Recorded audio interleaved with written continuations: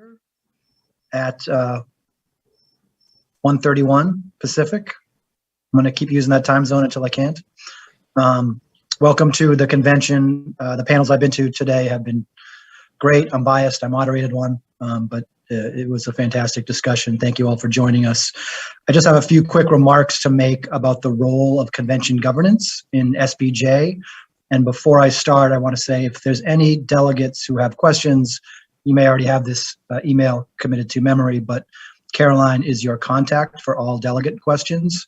Caroline, if you want to drop that in the chat, that'd be great. It's cescobar@spj.org. The annual convention of delegates is the supreme legislative body of the society. Delegates to this convention are charged with the responsibility of providing direction for the society as it seeks to serve the best interests of its members and all of journalism. In 2011, delegates at the National Convention in New Orleans approved a bylaws change that transformed the way SPJ elects members of its national board. In the past, candidates were selected by chapter delegates. Now elections are inclusive of all members, one member, one vote. However, the society's processes for bylaws amendments and resolutions have not changed. The main duties of the convention delegates are to consider important resolutions and bylaws changes. These are issues that will govern SPJ and help set its agenda for years to come. The bylaws of the society require that the business meetings of the society be run by Robert's Rules of Order. In interpreting those rules both today and during our closing business meeting, I will be assisted by our acting parliamentarian, Bill McCloskey. Thank you, Bill, for your assistance. As we get started today, I want to review the convention's voting procedures for bylaws amendments and resolutions.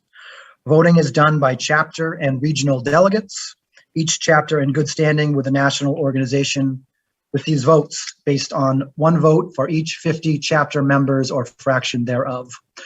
Regional delegates that represent unaffiliated members in each region are also calculated based on one vote for each 50 members or fraction thereof. At the time of each vote, we will use the polling feature on this platform, meaning each delegate casts a single vote for the measure. If multiple votes held by some delegates would have made a difference in the outcome, then we will vote again with the multi-voters indicating their voting preference in chat. At this time, I call upon Nominations Chair Patty Gallagher Newbury to review our elections procedures. Take it away, Patty. Thanks very much, Matt. Happy to see so many of you online, and sorry we're not in person, of course. So due to board action, and as you just heard, because of our one member, one vote policy adopted back in 2011, elections this year are conducted entirely online with voting that began at noon Eastern today. The candidates, as you likely know, earlier provided information that was posted to the SPJ Election Central webpage, and they also provided 3-minute videos. Thus, they are not speaking live at this event. All of the materials have been provided in advance. In addition, the candidates provided answers to 3 questions, which were then distributed to all voting members by email, and they were invited to participate in last week's Meet the Candidates Forum. That is still available online. If you go to Election Central, you'll find a link to the YouTube video. So my task today is simply to share the names with those folks who are running and to remind you to vote. So running for president-elect are 2 candidates, Claire Reagan and Andrew Seaman. Running for secretary-treasurer are 3 candidates, Yvette Davila-Richards, Jonathan Make, and Danielle McLean. Running for at-large are 7 candidates seeking 2 spots.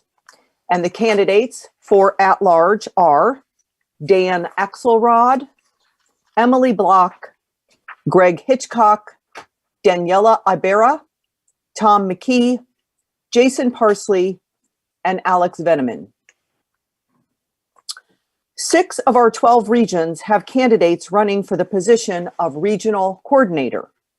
In 2 of the cases, the candidates will be elected to a single-year term because the incumbents were appointed by the board last year to fill a vacancy.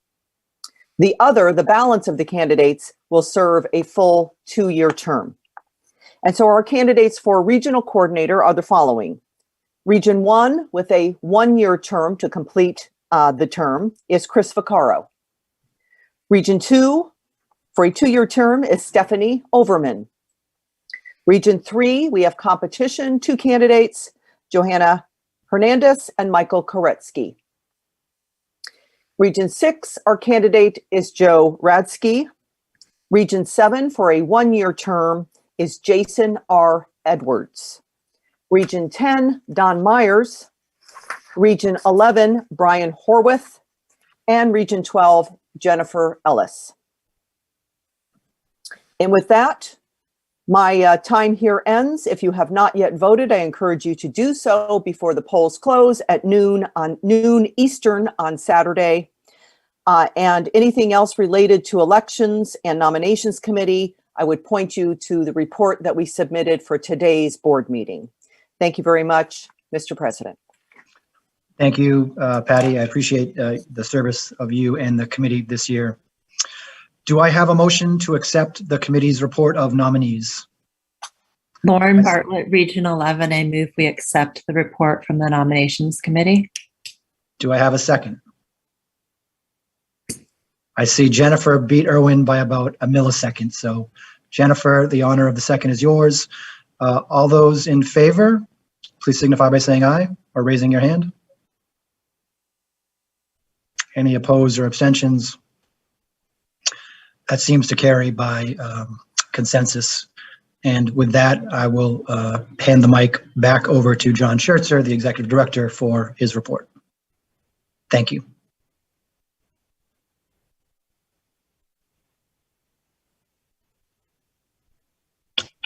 All right. Thank you, Matt. Thank you, everyone. Glad to be with you here at our business meeting opening session. Thank you for participating in this. And then thank you for those who are also participating in SPJ21. We're again attempting a virtual convention. So far, so good. And hope that it carries forth that way through the remaining 2 days for the event. I thought this would be a good time to start last year I did a little bit of a report, but I thought that maybe it's a good time to start maybe an annual tradition with this meeting, and that is to, from an executive director's standpoint, is sort of give you the state of SPJ, so to speak, where we stand, and some things to give you a lot of information about how the organization is progressing at this stage. This is to give you information that you can use then as you consider how you work within your chapters, within your committees, within whatever role you play within SPJ, and to just give you a sense of where we stand. So I'm calling it the state of the society, which sounds a lot more profound than just state of SPJ, but it is about where our organization sits at this moment in time. I just want to call attention again to our 4 pillars of our strategic plan, which we call the SPJ's Core 4. One of the greatest accomplishments this past year and really the last 16 months or more really has been the development of what is our strategic direction or our strategic plan. The board considered all the things that SPJ does, all the things that we've been known for, all the things that we aspire to be, and came up with 4 identifying statements. I would say this would be, if you were to ask somebody on the street, what does SPJ do? We would hope that we'd hear language similar to this, or that has the spirit of these phrases here. We are champions for journalists, that we champion the profession. We bring the industry to the forefront so that people understand the power of journalism and the skills and abilities and the strength of journalists as they go about their day-to-day work. So we want to champion journalists. We want to celebrate journalism. We want to make sure that the public and those who need to know are reminded of the true nature of this great vocation. We are fighters for the First Amendment, whether it be through our Legal Defense Fund, our First Amendment Forever Fund, or what we're hoping to do is build an even stronger advocacy program, in which we really fight stronger for the First Amendment and for a free press. We want to be identified as on the forefront of that cause and those issues. We are stewards for ethical journalism. I'll come back to this later in the presentation. That is still our calling card. That is still the thing that people most know SPJ for. And so we need to embrace that and even double down on it, you could say, and go even further with it to really show that we are the leaders in ethics in journalism. So we'll have more to share about that as we talk about the goals achieved this year. And we are producers of journalism's future. We aspire to be on the forefront, on the cutting edge as journalism adapts to a changing environment, as our members and those who work in the vocation continue to learn new skills and develop new abilities, that we're helping them prime for the future of this profession. And so we want to help be on the forefront of that. And that's going to be evident, we hope, within the next several years as we take on some new programs and some new initiatives. So this is what I get out of bed every day wanting to do, and hoping that you as well as really committed members to SPJ get excited about. That if we can accomplish these four things, what a difference we can make for this great profession and for our members and those who believe in the First Amendment and a free press. If we can do these things, then we will have really moved the needle and really made a difference for journalism. So this is our core four. Our annual goals are built around those. So we approved a set of annual goals this past year, and we'll approve a set coming up forward into as the new board takes on its duties. And that's what we're driving towards. So it's a very disciplined approach, and every effective not-for-profit organization or membership association or really any business stays disciplined to a strategy, stays disciplined to a strategic plan. And that is what we're attempting to do as we move forward. So let me talk to you about where we stand as an organization. If I had to pick some headlines, this is what I would say. SPJ is in a stronger position than it was at this time last year, which builds upon a strong year compared to the one prior. So we continue to make progress, and that's an important place to be. We're going forward, we're going in an upward trajectory. SPJ has grown its student membership by 20% in 1 year's time. That's a really strong signal that we're focusing on membership development, especially for our youngest journalists, and it's really paying off. SPJ is the healthiest it's been financially for many years. Our longtime controller, Jay Koenig, would say that it's in his 15 years of being on staff, he hasn't seen it this healthy. So we're in a strong position financially. This year's board of directors dealt with many unusual challenges and were able to prevent any from being obstacles to our progress. So a lot of the decisions, a lot of the challenges that they faced, they were able to manage those very effectively. And that made for a very strong year for SPJ, because some of those could have really inhibited our progress in this past year. But instead, we're on an accelerated path forward. And that's a very strong place to be. So I want to walk through some of the goals that we've achieved this past year. And I hope you don't find this tedious or mundane, because it's very important. I think you see that, we're achieving a lot as SPJ. We have a new ethics response team. This was funded by Craig Newmark and Newmark Philanthropies. Rod Hicks is our director of ethics and diversity, and he's building out a new program in which we're really hoping to amplify our code of ethics and all the things associated with being leaders in journalism ethics. We have a new student trustee council that was established this past year, a team of 9 student members who are advising us on how to best create the SPJ experience for student journalists. We have a new SPJ online store, so hopefully you'll get a chance to visit that at some point and purchase some great items. We have migrated to a new membership database, and that has given us more access to data, more ability to do things that will move the organization forward. That means tracking members, tracking donations, tracking events. It's been a really effective transition. We have a refreshed Scripps leadership program, which we're now calling the Future Leaders Academy, that's set for November. This is for those who are coming up through the organization and are seeking eventually to become leaders in the organization, to learn some skills, to network together, to really be able to start to understand and unlock that leadership potential. So November 5 through 7 is when we're planning to do that. Information is on the website if you're interested or you know someone who would be. And then we launched this year a Media Trust seminar series, especially for the college student audience, led by Rod Hicks, which was a very successful 5-series webinar program. Another goal that was achieved was we held our inaugural Student Leadership Summit just this past July.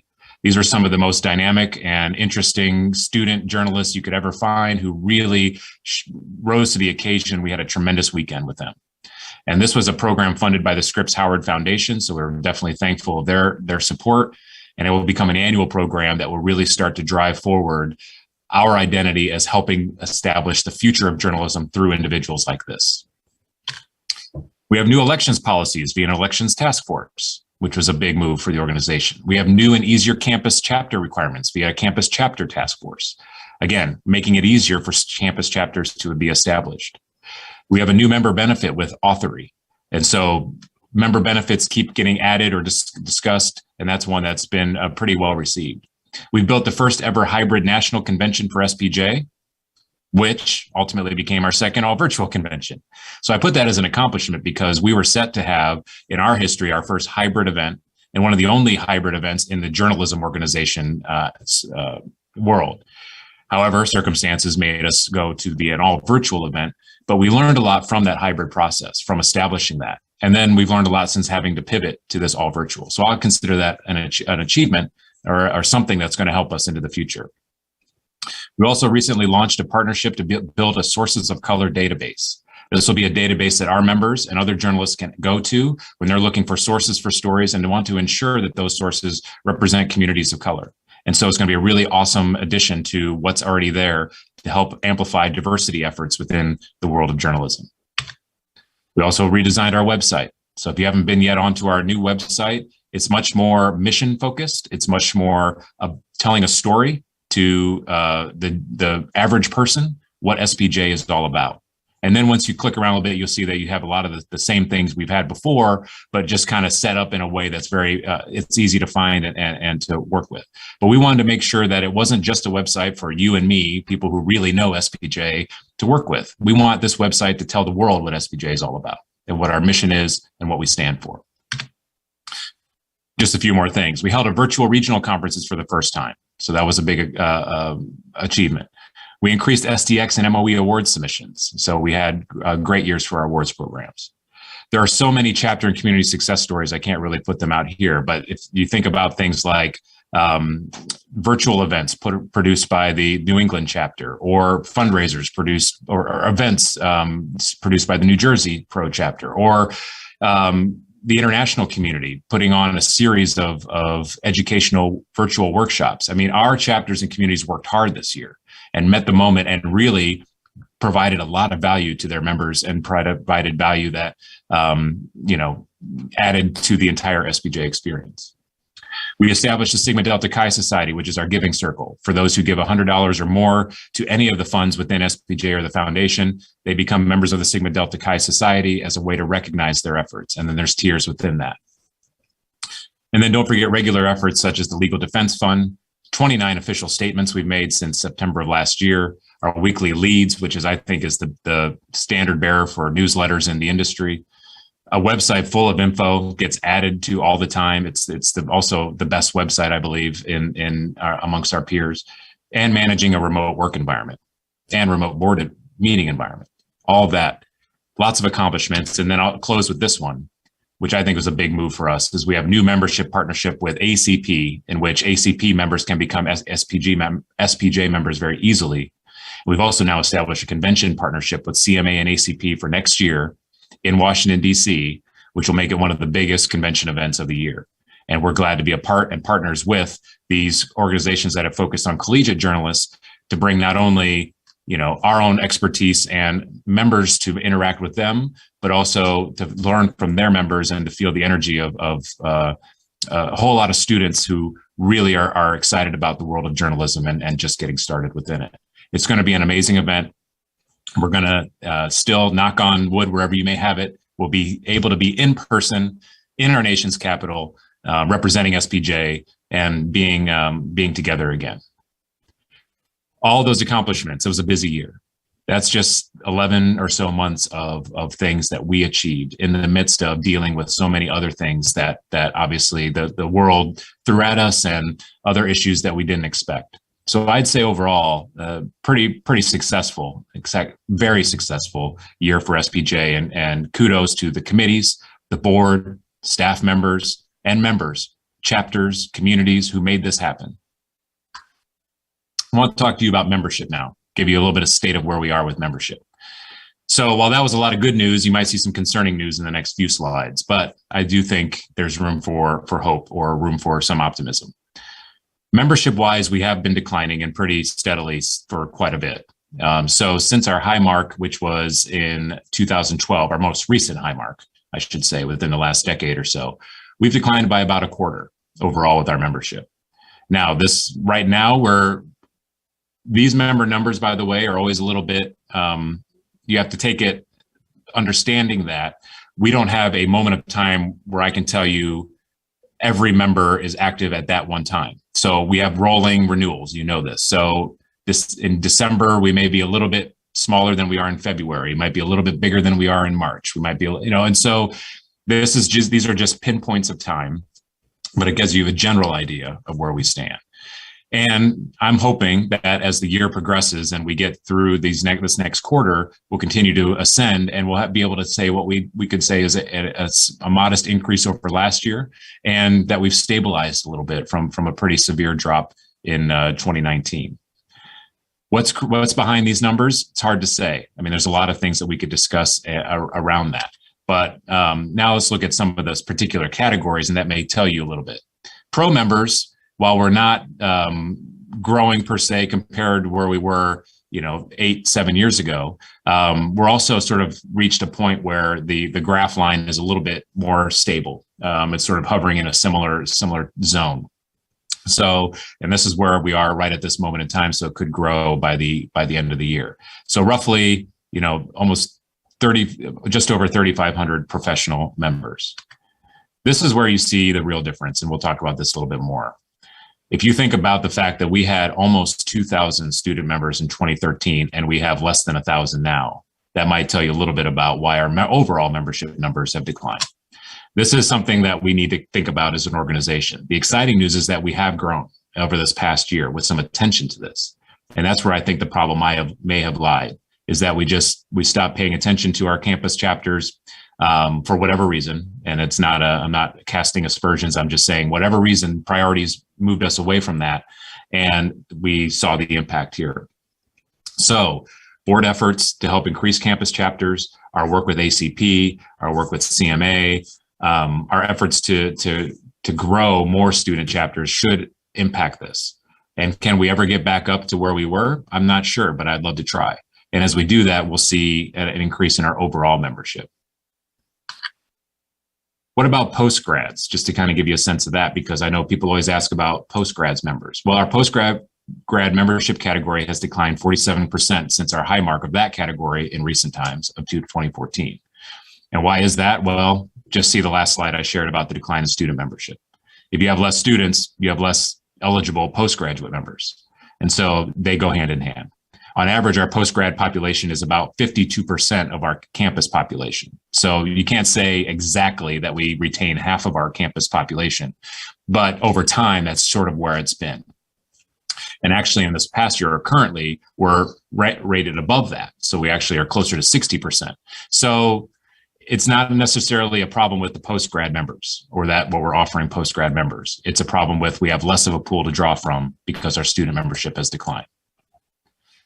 Want to point this out to you too, for those who like graphs and so on and so forth. Is another way to look at this is if you look at the left-hand pie chart, that's right now, and you can see the percentage of our overall membership and what comprises that. And pro members are about 60% and student members about 14%, retired members 12%. Now look back in 2012, that was our high mark of the last decade. So when we had our most members in the recent history, you'll see that student members were 22% of that population, so 8% more than they are today, and retired members were less. So you can just kind of get a sense that our membership numbers overall are influenced heavily by how many students we're able to attract, because our pro members stay generally relatively consistent, although it can grow, it can get better.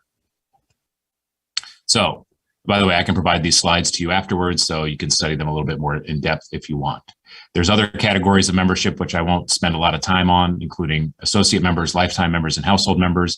We have grown our associate members quite a bit, but the others stay only roughly about 1% of our membership. Let's talk about chapters for a minute, just to give you a state of where we are with that. Right now, we have 54 professional chapters, accounting for 2,667 members. Within that number is sort of an interesting statistic is that 10 of our SPJ Pro chapters account for 50% of members who are affiliated. So we're pretty top heavy. So we have 10 chapters that are 85 or more members, and then the remaining 44 kind of range after that. So that's something to keep in mind that, some of our larger chapters are maintaining that affiliated, those members who are affiliated. Our average pro chapter size is 48. We have 126 campus chapters, so well over twice the number of pro chapters, but they only account for 697 members, and our average campus chapter size is 6 members. So some of that's reporting. Sometimes it's harder to get campus chapters to really identify how many they actually have. So if you look into the data, we have a lot of campus chapters who tell us they have 1 member. Not sure that that's true or not, but that could influence and skew the results a little bit. So we need to get better data from our chapters in order to really assess that. But on a whole, you can see that where those stats lie as far as our chapters are concerned. Right now, 43% of members are not affiliated with a chapter. So that's grown from the last time I looked at these numbers, which was back in the start of my tenure, early 2020. So that's something the organization, I don't have an answer today, or I don't have really any questions today. I'm just saying this is something we ought to think about. What does that mean for the organization? How do we get more of these members to recognize the value of chapters and where they might find chapters that will benefit them? Are these members telling us they want something else or something different? We're not sure. That's something that we need to study, and any successful organization will be open to whatever they're telling us and listen very closely to it. So for whatever reason, we've got a large number of members who are not currently affiliated with chapters. And that could be that because our growing chapters are really in 10 locations, or our big ones. And so our membership is actually spread all over. So sometimes there's not a chapter near you. And unless you're willing to start one, then you're just going to be a member without it. So that was the membership report. Now let me talk a little bit about finances. Generally, as a rule of thumb, healthy not-for-profit organizations have 3 primary measurements of whether they're healthy or not. Do we have cash on hand, meaning that we're not, we can write a check for payroll, so to speak? Do we have 6 to 12 months of operating expenses in reserves? And are we at a break-even or positive budget variance annually? And I'm okay even if we're a little bit below, because budgeting is just more of a guessing exercise, an informed guess, but still, as long as you're right about there, I think you're doing pretty well, because it will make itself up in other ways. I would say in all 3 of those measures, SPJ is healthy right now. We have cash on hand, we have reserves that meet that standard, and our budget right now is tracking in a positive and very positive direction. As one example is our reserves. This was something that, was really giving me a little bit of heartburn as the executive director of the organization. We had dipped our reserves down to a pretty perilous place. And I'm not to be doomsday about it, but you really want to have 6 to 12 months. And we were living off of maybe 1 to 2 months of operating expenses should a calamity happen and we needed to draw into our reserves. And that was off after more or less 2019. And spending decisions there that really drew down that number. Thankfully, we're back. We're heading back in the positive direction. Right now, I would say we're pretty comfortable. We want a little bit more in there, but I also don't want to necessarily go back to 2017 and have $1 million sitting in reserves. Instead, we should have likely, in my opinion, been investing that money in the organization at that point. You don't always, you need a rainy day fund, but you don't need that big of a rainy day fund. You need to try to achieve your mission. And so that's, I think 500 to 700,000 or so is a good, healthy amount of reserves. And we're there, we're heading in that direction. So that's good news for the organization. Let me close with a couple of thoughts around where we stand as SPJ. From my experience as executive director, I interact with a lot of other organizations. I am constantly monitoring through my communications team and others where SPJ is showing up in the news, what are people saying about SPJ. And I would say these things always come to me when I think about SPJ. We are leaders. What SPJ does, other people look at and take notice of. And that's something we should not shirk away from. We are top of mind. When people think of journalism organizations, SPJ is one of the top organizations that they think about. We are conveners. We're seen as those who can bring people together, other organizations, other leaders, to try to solve an issue. We are the gold standard for ethics. There are other organizations who put out some great ethics work, but as one example, Recently, when Brian Stelter on his show had to bring up a code of ethics on it and had it on his screen, he brought up SPJs because that's still the gold standard. We are getting younger and more diverse. That is, I don't have stats to share that with you immediately today. I noticed that through our student membership. Our board it was one of its most diverse, maybe its most diverse ever. Our committee structure, those who are involved. So while we carry, this last point, we carry the marks of an older institution, we are, also showing progress in those areas. And I think that's important. Being an older institution has a lot of benefits. We have wisdom that other organizations may not have. We have a history. We have people who've been a part of SPJ for over 100 years. So we have, a lot of benefits that come along with history, but it carries some baggage as well that we have to work through. By the way, I've stopped referring to us as the oldest journalism organization, and I've started saying we're the longest serving. Sounds a little bit better. Not many people want to jump on board the things that are old, but they'll jump on something that's been serving journalism for over 110 years. So what's our road ahead? Where do we go? I think we got a set of goals that we're going to be bringing before the board, that will match our strategic plan, but I'm guessing that they'll highlight some of these things. We want to strengthen our chapters. We need to give chapters more resources. We need to give chapters more support. We need to help chapters regain strength, some of them, and then, maintain strength in other cases. We want to create more and new robust opportunities for members to engage with each other. This could include communities. It could include technological solutions, but members want to interact with other members, and we need to find ways to help make that happen.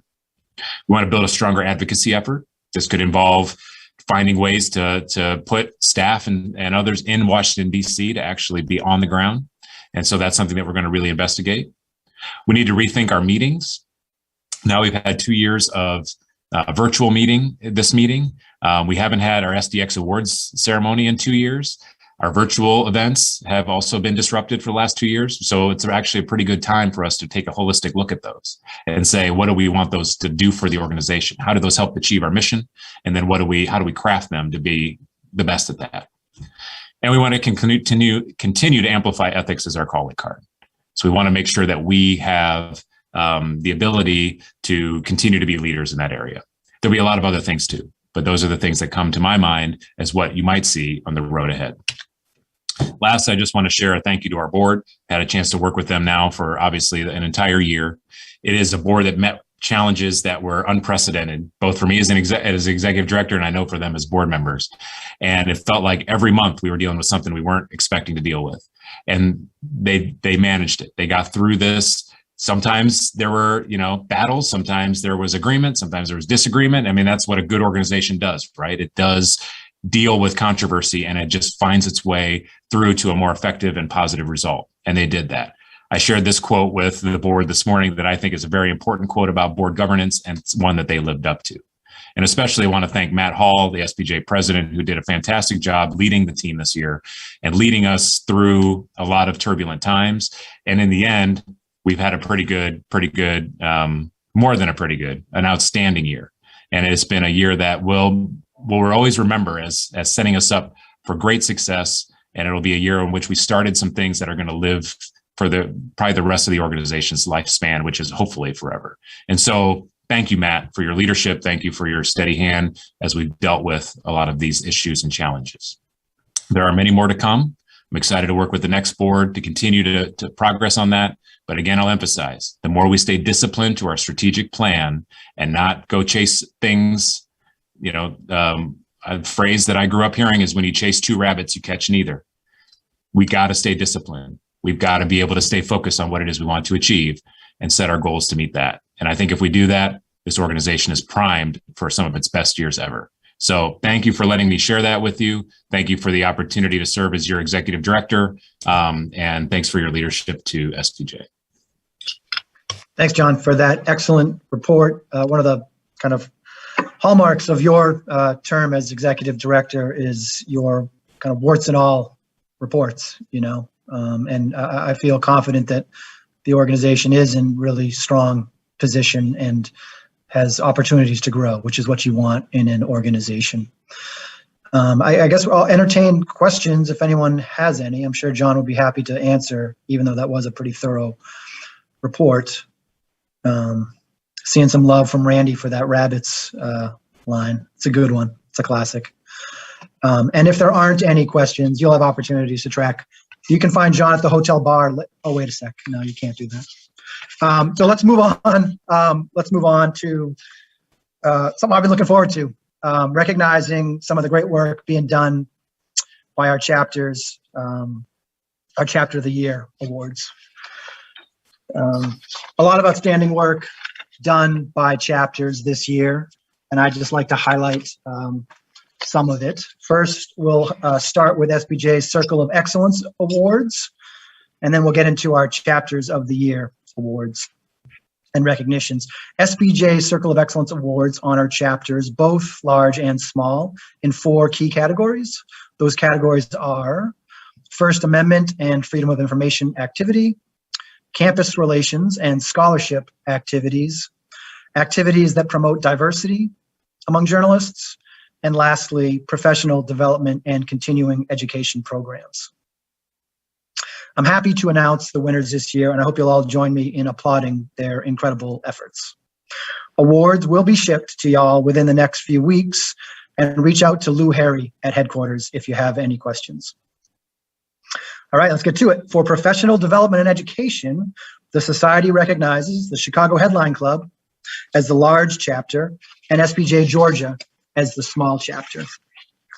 In the category of FOI, Freedom of Information, the large chapter winner is New Jersey Pro, and the small chapter winner is SPJ Georgia. For special efforts in the area of diversity, we recognize large chapter New England Pro and small chapter Oklahoma Pro. And lastly, in the category, you're very welcome, Sterling. And lastly, in the category of campus relations, the Society applauds the efforts of large chapter recipient SPJ Florida and small chapter recipient Cincinnati Pro. Congratulations to each of the Circle of Excellence winners, and let's give them a round of applause. Amazing work, and I wish we were all in person to celebrate it together. But don't let that take away from the accomplishments each of you have. Each year, the Society honors 2 chapters, a large chapter of 75 or more members, and a small chapter of fewer than 75 members for their commitment to SPJ's mission and exceptional chapter programming. This year, both the small and large chapters of the year did not let the COVID-19 pandemic get in the way of reaching out to help build the future of journalism. I'm very pleased to announce that in the large category chapter, the large chapter category, the 2021 Chapter of the Year goes to SPJ Florida for the 3rd consecutive year, and the small chapter honor goes to Cincinnati Pro. It has been a busy year. Let's give them a round of applause before I tell you why they're so deserving. Props to those 2 chapters. You guys are exceptional. It's been a busy year for our colleagues in Florida. The chapter offered hand-up grants to journalists in need and offered its Zoom account to newsrooms for town hall and community events. It also held a dozen public outreach events. They included virtual discussions with the League of Women Voters, Parents Who Lead, Chamber of Commerce, public libraries, and high school classrooms. Other programs included the very successful Race and Gender Hotline, which was so amazing. It was picked up by SPJ headquarters this year as a permanent program. It also published a Black Lives Matter coverage guide and a transgender coverage guide. In addition to its signature and really awesome fake news game show, which the chapter offered a half dozen times virtually to students around the state, the chapter launched the Florida Student News Watch program, providing mentorship to aspiring student journalists from education reporters. It also presented Why Didn't You Cover That?, a panel for the public about how the news process really works. A local broadcast station published a sensationalized package on the homeless community, prompting SPJ Florida to release a statement condemning the reporting and publishing a list of resources for journalists. Another highlight of the chapter's 23 programs was a free webinar for journalists on starting their own podcast with a personal radio producer and a novice podcaster. The list goes on and on. Congratulations to SPJ Florida for continuing to set a new bar for chapter of the year and topping themselves year after year. Excellent chapter work. Fantastic, you guys.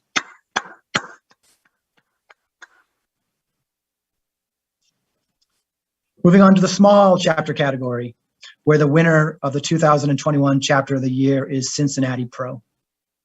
Cincinnati Pro took one of its mainstays, Lunch with the Pros, virtual, renaming the program Chat with Pros.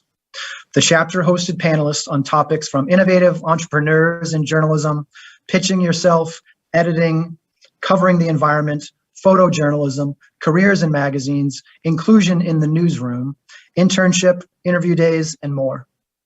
The chapter addressed ethics with sessions on trauma-informed interviewing, featuring training on best practices in dealing with highly vulnerable sources and how to establish and maintain effective boundaries with sources.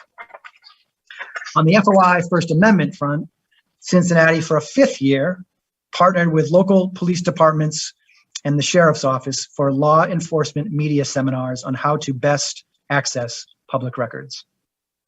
To encourage diversity in journalism, SPJ Cincinnati hosted Right to Unite, in which 2 award-winning columnists, one conservative and one liberal, discussed the power of writing to heal and unite during a time when the country's discourse has been very divided and even more polarizing. But Cincinnati did more than just hit the basics, with 27 total programs. Other highlights included a virtual program discussing journalists and stress, as well as the 40th anniversary of the 1980 hostage takeover of WCPO TV's downtown station. That discussion was moderated by Tom McKee, one of the hostages. The small chapter of the year also teamed up with the local Public Relations Society for a program called The Art of the Story that helped explain why some events get media coverage and others do not. In all, it was another outstanding year for Cincinnati Pro. Congratulations and thank you for that incredible work.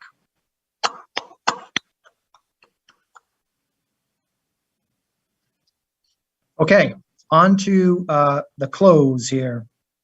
We're bringing it home. Now you've heard about the business items for consideration during this convention. Unless there are other business item introductions that should come before this opening session, we shall adjourn until Saturday afternoon. A glance at the program shows you there are great things in store for the conference. The planning committee and the SPJ staff have worked tirelessly for months to pull this off, to bring you training and networking opportunities remotely that will rival those you might have got in person. So please be sure to take advantage of them. We will see you all at the next business meeting at 4 p.m. on Saturday. And unless there is any other business, I will now entertain that motion to adjourn. Oh, let me, Matt. Lauren Bartlett, Region 11, I move to adjourn until 1 p.m. Pacific. We needed to get that in the minutes once, Matt. Respect. On Saturday. Respect. There's your motion. Do I have a second? A second, Randy Shostak, President SPJDC. Thank you, Randy, for that second. All those in favor, raise a hand. Any abstentions or negative votes? Seeing none, a lot of hands in the former, we will adjourn. Thank you all, and thanks again to the chapters for that great work. Have fun, y'all. See you soon.